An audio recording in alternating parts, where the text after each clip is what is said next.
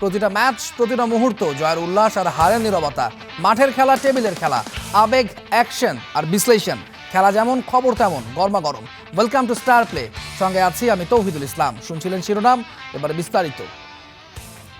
Harry কেইনের হ্যাট্রিকে 6 বছর পর জার্মান কাপ জিতল বায়ার্ন মিউনিখ। ফাইনালে স্টুটগার্টকে 3-0 গোলে হারিয়েছে বাভারিয়ানরা। বার্লিনের অলিম্পিক স্টেডিয়ামে ম্যাচের শুরু থেকে বায়ার্নের ওপর চাপ অব্যাহত রাখে স্টুটগার্ট। পাল্টা আক্রমণে ওঠে বাভারিয়ানরাও। তবে প্রথমার্ধে গোলের দেখা পায়নি কোনো দল। দ্বিতীয়ার্ধে 10 মিনিটে ডেডলক ভাঙেন হ্যারি কেইন। মাইকেল ওলিসের নিখুঁত ক্রসে দারুণ হেডে জাল খুঁজে নেন ইংলিশ স্ট্রাইকার। 80 মিনিটে তার গোলেই ব্যবধান দ্বিগুণ করে জার্মান জায়ান্টরা। ম্যাচের একেবারে শেষ দিকে স্টুটগার্টের ডিফেন্ডারের হ্যান্ডবলে পেনাল্টি পায় বায়ার্ন। স্পট কিক থেকে বল জালে পাঠিয়ে হ্যাটট্রিক পূরণ করেন কেইন। আর তাতে 6 বছর পর জার্মান কাপের শিরোপা ওঠে বায়ার্নের ঘরে। এ নিয়ে সর্বোচ্চ 21তম বার জার্মানির দ্বিতীয় সেরা প্রতিযোগিতায় শিরোপা জিতল বায়ার্ন। আর কোনো দল জিততে পারেনি 6 বারের বেশি।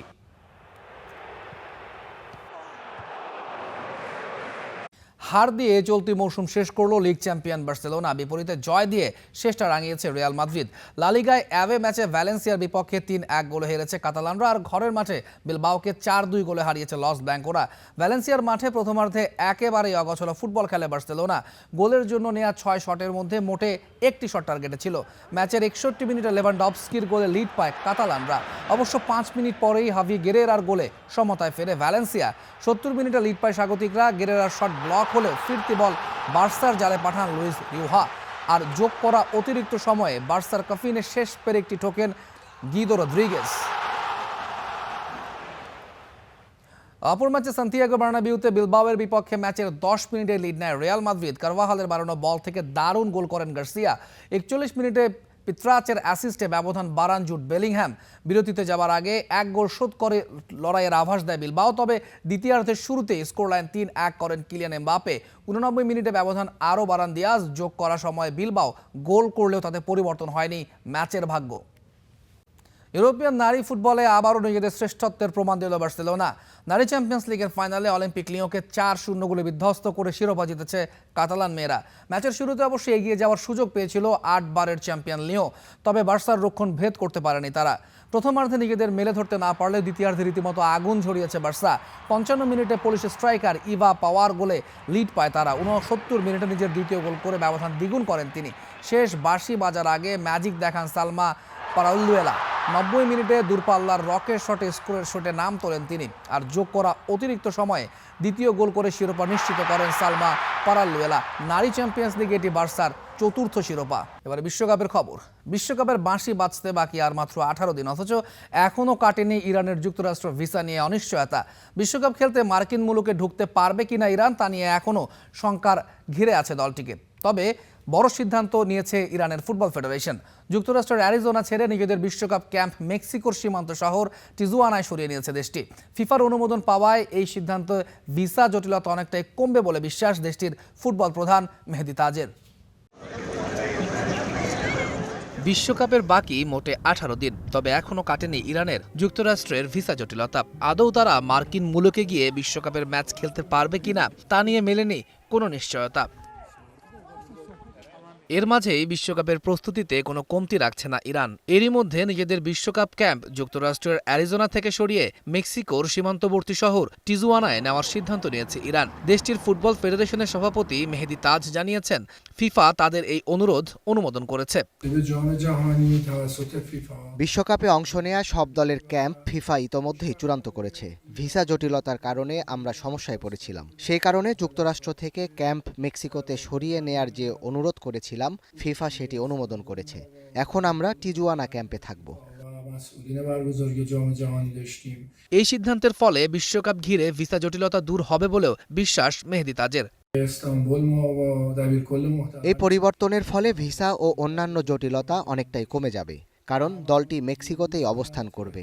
আমরা সম্ভবত ইরান এয়ারলাইন্সের সরাসরি ফ্লাইটও পাব এবং ফেরার যাত্রাও একই জায়গা থেকে হতে পারে। بقیه مسئولین داشتیم. মেক্সিকোর টিজুয়ানা প্রশান্ত মহাসাগরের কাছাকাছি, মেক্সিকো যুক্তরাষ্ট্র সীমান্তর একদম পাশে, তবে মেক্সিকোর অংশে। এখানে দল কি কি সুযোগ সুবিধা পাবে তাও তুলে ধরেন ইরান ফুটবল ফেডারেশনের প্রধান। فاصله‌ش هم برای ما در دو تا بازی که এই ক্যাম্পে অনুশীলনের জন্য সব ধরনের সুবিধা রয়েছে। মাঠ, সুইমিং পুল, জিম, আলাদা রেস্টুরেন্ট সহ প্রয়োজনীয় সব সুবিধাই আছে এখানে। লস অ্যাঞ্জেলেসে আমাদের প্রথম 2 ম্যাচের জন্য এই ক্যাম্পের অবস্থানও বেশ সুবিধাজনক। সেখান থেকে বিমানে যেতে মাত্র 55 মিনিট লাগে। 5 دقیقه و اگر هم بخوایم با ماشین بریم 3 ساعت و 2026 বিশ্বকাপকে সামনে রেখে তুরস্কের রাজধানী আঙ্কারায় ভিসা সাক্ষাৎকারে অংশ নিয়েছে ইরান জাতীয় ফুটবল দল। পুরো দলই কানাডার ভিসার জন্য আবেদন করেছে। পাশাপাশি যেসব খেলোয়াড় ইরান যুদ্ধের আগে যুক্তরাষ্ট্রের ভিসার আবেদন করেননি, তাদের কেউ কেউ যুক্তরাষ্ট্রে প্রবেশের আবেদনও জমা দিয়েছেন। 2026 ফিফা বিশ্বকাপে গ্রুপ জিতে ইরান নিজেদের প্রথম 2 ম্যাচ খেলবে লস অ্যাঞ্জেলেসে। 15 জুন নিউজিল্যান্ডের বিপক্ষে এবং 21 জুন বেলজিয়ামের মুখোমুখি হবে তারা। এরপর 26 জুন সিয়াটলে ইজিপ্টের মুখোমুখি হবে ইরান। তৌহিদুল ইসলাম, স্টার প্লে। আফ্রিকার দেশ ডিআর কঙ্গোকে ঘিরে ছড়িয়ে পড়া ইবোলা ভাইরাস আতঙ্ক প্রভাব ফেলছে বিশ্বকাপ প্রস্তুতিতেও। একদিকে হোয়াইট হাউস বলছে 21 দিনের আইসোলেশন না মানলে বিশ্বকাপ খেলতে যুক্তরাষ্ট্রে প্রবেশ করতে পারবে না দেশটার ফুটবল দল। অন্যদিকে কঙ্গো বলছে আতঙ্ক নয়, তাদের ফোকাস শুধুই ফুটবলে। বিস্তারিত তানজিম ঐশীর রিপোর্টে। বিশ্বকাপের বল মাঠে গড়ানোর আগেই ডিআর কঙ্গোকে নিয়ে চারপাশে আলোচনা। ইবোলা ভাইরাসের প্রাদুর্ভাবের কারণে দলটাকে 3 সপ্তাহের সুরক্ষা বলয়ে থাকার নির্দেশ দিয়েছে যুক্তরাষ্ট্র। তবে সেসবে যেন থোড়াই কেয়ার কঙ্গোর। হোয়াইট হাউসের কড়া হুঁশিয়ারি, আগামী 21 জুন হিউস্টনে পৌঁছানোর আগেই কঙ্গো দলকে 21 দিনের আইসোলেশন নিশ্চিত করতে হবে, অন্যথায় যুক্তরাষ্ট্রে প্রবেশাধিকার ঝুঁকিতে পড়তে পারে। তবে পরিস্থিতি নিয়ে খুব বেশি উদ্বিগ্ন নয় কঙ্গো শিবির। দলটার এক মুখপাত্র জানিয়েছে, বেলজিয়াম আর স্পেনের নির্ধারিত প্রস্তুতি সফরে কোনো পরিবর্তন আনা হবে না, কারণ স্কোয়াডের কোনো খেলোয়াড়ই সরাসরি ডিআর কঙ্গো থেকে আসেনি। দলের কোচ সেবাস্তিয়ান দেসাব্রেস সহ অধিকাংশ ফুটবলারই ইউরোপিয়ান ক্লাবে খেলেন। যদিও চলতি সপ্তাহেই দেশটা থেকে কয়েকজন কর্মকর্তা অনুশীলন ক্যাম্পে যোগ দিয়েছেন। বর্তমানে দলটা রয়েছে বেলজিয়ামে। আগামী 3 জুন ডেনমার্ক আর 9 জুন চিলির বিপক্ষে প্রস্তুতি ম্যাচ খেলবে তারা।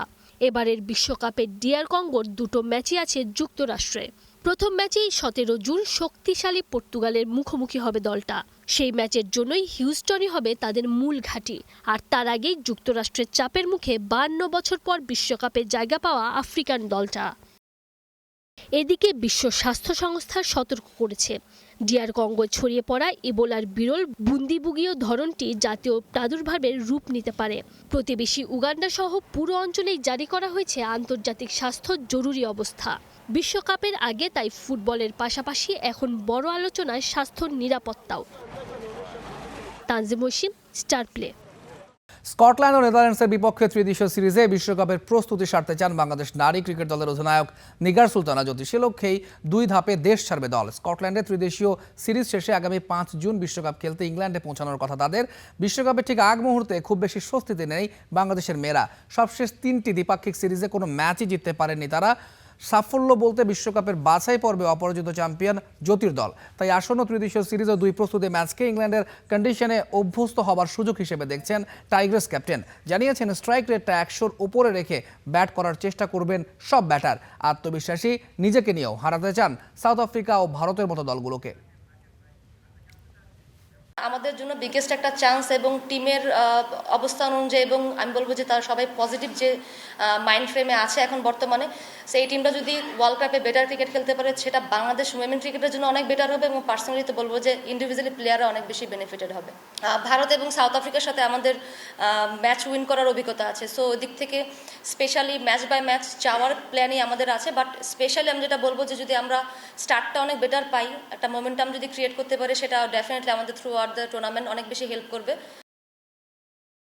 নারী ক্রিকেট ও বিসিবি নির্বাচন নিয়ে আরো বিস্তারিত জানতে যুক্ত হতে চাই সহকর্মী মাহবুব রিমনের সাথে। তিনি রয়েছেন মিরপুরে। রিমন, নিশ্চয়ই আমাকে শুনতে পাচ্ছেন।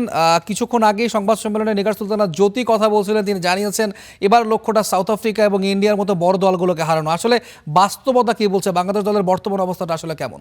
বর্তমান অবস্থার যদি কথা বলেন, কিছুক্ষণ আগে আপনি আসলে বলেছিলেন যে সবশেষ 3টা সিরিজে বাংলাদেশ কোনো ম্যাচ জিতে পারেনি, এটাই আসলে বাস্তব অবস্থা।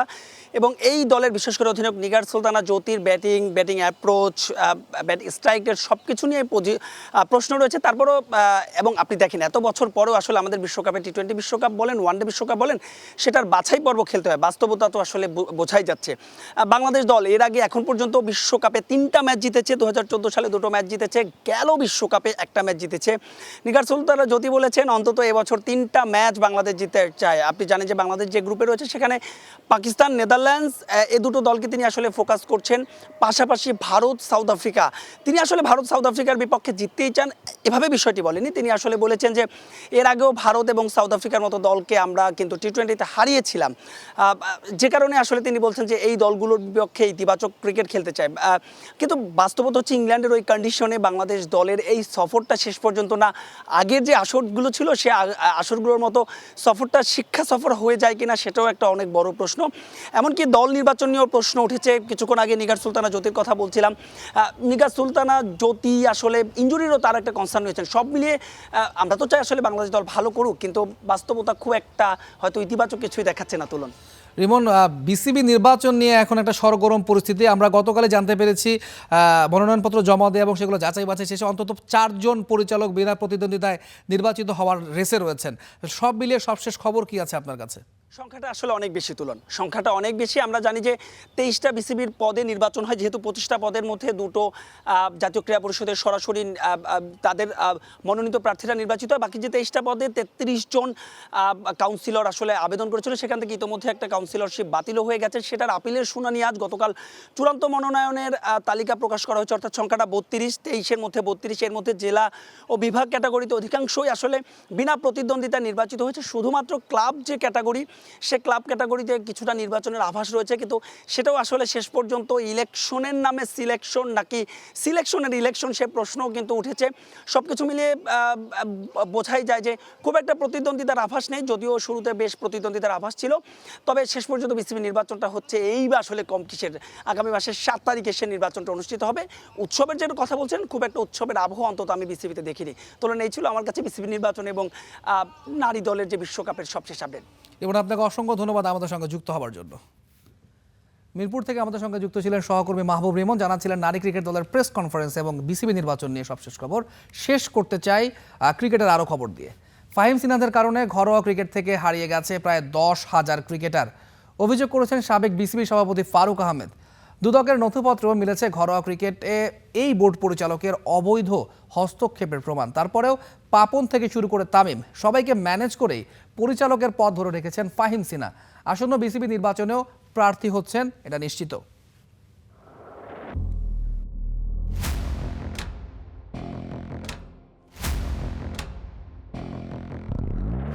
ফাহিম সিনহা প্রয়াত দক্ষ ক্রীড়া সংগঠক ও বিসিবি পরিচালক আফজালুর রহমান সিনহার ছেলে।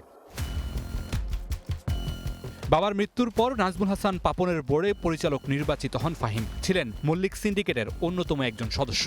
অভিযোগ আছে 5 আগস্টের পর পলাতক মল্লিকের পরামর্শেই ক্রিকেট বোর্ডে কলকাঠি নেড়েছেন এই তরুণ পরিচালক। জুলাই অভ্যুত্থানের কারণে পাপন মল্লিক দেশ ছেড়ে পালিয়ে গেলেও ইন্টারিম সরকারের প্রভাবশালী উপদেষ্টার নিকট আত্মীয় ফাহিম সিনহা ফারুক আহমেদের বোর্ডে হয়ে ওঠেন আরও প্রভাবশালী। ফ্যাসিস্ট ইন্টারিম হয়ে তামিমের বোর্ড, অনেকেই তো এলেন গেলেন, সবকিছু ম্যানেজ করে টিকে রইলেন ফাহিম। অনেকেই মজা করে বলেন বিসিবির ভবিষ্যৎ মাহবুব আনাম। ফাহিম সিনহার বিরুদ্ধে তৃতীয় বিভাগ ক্রিকেট ধ্বংস করে দেওয়ার অভিযোগ এনেছেন বিসিবির সাবেক সভাপতি ফারুক আহমেদ। দুদকের এক প্রতিবেদনেও মিলেছে এই অভিযোগের সত্যতা। শর্ত পূরণ না করেই প্রভাব খাটিয়ে নিজের সুরিটোলা ক্রিকেট ক্লাব ও ধানমন্ডি ক্রিকেট ক্লাবকে তৃতীয় বিভাগ লিগে খেলিয়েছেন ফাহিম সিনহা। এই বোর্ডে আগের বোর্ডের কে আছে? একমাত্র ফাহিম সিনহা, আর কেউ আছে আগের বোর্ডের? এবার আপনি যোগসূত্রটা মিলায় নেন। ফাহিম সিনহা 15টা ক্লাব যারা অত্যন্ত অন্যায়ভাবে বাংলাদেশ ক্রিকেটের পাইপলাইন ধ্বংস করে, এই পুরো জিনিসটা আসলে আমার মনে হয় মধ্যস্থতাকারী একজন আছে এখানে, পুরা চেইনের। সো সেইটা আপনি আমার মনে বুঝতে খুব বেশি কঠিন হওয়ার কিছু নাই। অভিযোগ আছে ঘরোয়া ক্রিকেটে পাপন, মল্লিক, ফাহিম সিন্ডিকেটের কারণে হারিয়ে গেছে 10,000-এরও বেশি ক্রিকেটার। ঘরোয়া ক্রিকেটে ফাহিম সিনহার সরাসরি হস্তক্ষেপের কথা উল্লেখ আছে দুদকের নথিতে। সুযোগ বুঝে বেক্সিমকোর মালিকানায় থাকা একাধিক ক্লাব নিজের নামে করে নেয়ার অভিযোগও আছেই পরিচালকের নামে। ওই সময় যারা মালিক ছিলেন ম্যাক্সিমাম ক্লাবগুলো ছিল বেক্সিমকোর অ্যাড্রেসে, ওখান থেকে মালিকানা বদল হয়ে ফাহিম সিনহার নামে গেছে 4-5টা ক্লাব, ফাহিম সিনহার নামে এসছে। এটা তো দুদকের খুব সহজ।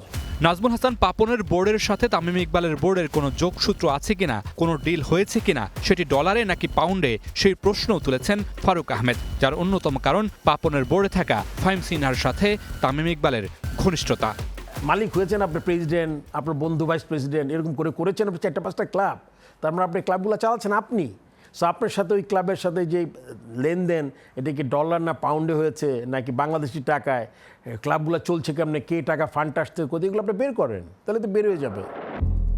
সামনেই বিসিবি নির্বাচন, তার আগে খুঁজতে হবে বেশ কিছু উত্তর। সেই উত্তর খুঁজতে ফাহিম সিনহার সাথে একাধিকবার যোগাযোগ করেও সাড়া মেলেনি। তাই তো বলতেই হয়, ভোটের রাজনীতি, ক্লাবের রাজনীতি, কাউন্সিলরের রাজনীতি বাংলাদেশের ক্রিকেটে চলেছে, চলতেই থাকবে। খেলা তো আসলে টেবিলে। Mamunur Rashid, star play, Dhaka. এবারে দেশের ফুটবলের খবর। সান মারিনো ম্যাচ সামনে রেখে নতুন কোচ থমাস ডুলির অধীনে কাল থেকে শুরু হচ্ছে বাংলাদেশ জাতীয় দলের ক্যাম্প। সোমবার বেলা 12টা পর্যন্ত হোটেলে রিপোর্ট করতে পারবেন ফুটবলাররা। এই বিষয়ে বিস্তারিত জানতে যুক্ত হতে চাই সহকর্মী ইয়াসির আরাফাত সবুজের সঙ্গে। তিনি রয়েছেন আমাদের বার্তা কক্ষে। সবুজ, নিশ্চয়ই আমাকে শুনতে পাচ্ছেন। কাল থেকে শুরু হচ্ছে বাংলাদেশের ক্যাম্প। থমাস ডুলির প্রথম হতে পারে এটাই শেষ অ্যাসাইনমেন্ট, যেহেতু এখন পর্যন্ত তার সাথে চুক্তি সম্পন্ন হয়নি। সবকিছু মিলে সবশেষ কি খবর আছে আপনার কাছে? তৌহিদ, আসলে ক্যাম্পটা কিন্তু আজকেই শুরু হওয়ার কথা ছিল। বাফুফের সভাপতি তাবিদ আউয়ালের যেরকমটা ভাষ্য ছিল যে 24 তারিখ থেকেই জাতীয় দলের সাথে ক্যাম্প শুরু করবেন থমাস ডুলি, তবে এটি কিন্তু হচ্ছে না। আগামীকাল থেকে ক্যাম্প শুরু হবে। তবে আরেকটি বিষয় জানিয়ে রাখি, যে ক্যাম্প শুরু হবে কিন্তু এখন পর্যন্ত আসলে কারা সেই দলটাতে আছেন সেটিও কিন্তু পরিষ্কারভাবে জানায়নি বাফুফে। আমরা যতটুকু জানতে পেরেছি যে সবার ভিসা এখনও ঠিকঠাকভাবে, সবার ভিসার কাজ এখনও সম্পন্ন হয়নি। বেশ কয়েকজনের ভিসা নিয়ে কিছু জটিলতা বা তাদের কাজগুলো চলমান রয়েছে, এই জন্য হয়তো বাফুফে এখন পর্যন্ত সবার নাম প্রকাশ করেনি। তবে আসলে ক্যাম্প শুরু হচ্ছে, এখন পর্যন্ত কারা সেই ক্যাম্পে যোগদান করবেন সেটা না জানানো আসলে কীরকম হয়ে যাচ্ছে ব্যাপারটা। তবে এতটুকু নিশ্চিত যে হামজা এবং সমিত সোম তারা দুজন কিন্তু এই ক্যাম্পে যোগ দিচ্ছেন না, তারা সরাসরি সান মারিনোতে চলে যাবেন। এবং তৌহিদ, আপনাকে আরেকটি বিষয় জানিয়ে রাখতে চাই, এই যে পুরো যে দল নির্বাচন বা সব কিছুর করছেন আসলে হাসান আল মামুন, যিনি আসলে হাবিয়ার কাবরেরার সময়কারের সহকারী কোচ ছিলেন, এবং তিনিও আসলে সান মারিনোর বিপক্ষে ম্যাচটাতেই সহকারী কোচের দায়িত্ব পালন করবেন, এবং গোলকিপার কোচের দায়িত্ব পালন করবেন নুরুজ্জামান নয়ন, তিনিও কিন্তু একজন দেশীয় কোচ। এবং এই সময় কিন্তু আরও একটি টুর্নামেন্ট খেলবে বাংলাদেশ। মালদ্বীপে 4 জাতির যে টুর্নামেন্ট খেলবে বাংলাদেশ ছাড়াও মালদ্বীপ, শ্রীলঙ্কা এবং পাকিস্তান সেই টুর্নামেন্টে খেলবে। সেখানেও কিন্তু 1 থেকে 10 তারিখ পর্যন্ত ম্যাচ। সেই ম্যাচের টুর্নামেন্টের জন্য কিন্তু এখন পর্যন্ত দল ঘোষণা করা হয়নি। অর্থাৎ এতদিন আসলে কোচের নাম প্রকাশ করা নিয়ে একটা ধোঁয়াশা ছিল, এখন আসলে দল প্রকাশ করা নিয়ে একটা ধোঁয়াশা। ম্যাচের খুব বেশি দিন নেই। ওই দলটারও কিন্তু কোচ থাকবেন মারুফুল হক, তিনি আসলে কাকে নির্বাচন করছেন বা সেই দলে আসলে কারা খেলবেন। এর আগে আমরা যতটুকু জেনেছি যে অনূর্ধ্ব 23 দল খেলার কথা ছিল, তবে এখানেও কিন্তু একটা জাতীয় দলই পাঠানো হবে, অর্থাৎ এ টিম এবং বি টিম করে পাঠানো হবে। অর্থাৎ একই টাইমে কিন্তু 2টা জাতীয় দল খেলবে বাংলাদেশের। তো এখানে আসলে কারা কোন দলে থাকবেন বা এতটুকু জানি যে সুলিমান ব্রাদার্স তাদেরকে আসলে বি টিমটায় রাখার জন্য আলোচনা করেছিল বাফুফে, তারা দুজন শেষ পর্যন্ত খেলতে রাজি হয়নি। অর্থাৎ আমাদেরকে দেখতে হবে আসলে কালকে কারা 12টায় টিম হোটেলে রিপোর্টিংয়ের, কারা আসলে টিম হোটেলে রিপোর্টিংয়ের জন্য যায়। তারপরে হয়তো বা এটা প্রাথমিক দল হিসেবে থাকবে, এরপরে আসলে চূড়ান্ত স্কোয়াড যখন বাফুফের পক্ষ থেকে জানিয়ে দেওয়া হবে সেটা আমরা জানিয়ে দিতে পারবো। তৌহিদ, সবুজ, দল ঘোষণা নিয়ে যেমন ধোঁয়াশা কিন্তু রয়েছে, ডুলির যে কন্ট্রাক্ট কতদিন পর্যন্ত সে বাংলাদেশ দলের সঙ্গে থাকবেন সেটা নিয়েও রয়েছে। আপনাকে অসংখ্য ধন্যবাদ আমাদের সঙ্গে যুক্ত হওয়ার জন্য। আজকে খেলাও থামবে না, খবরও থামবে না। স্টার প্লের সঙ্গেই থাকুন।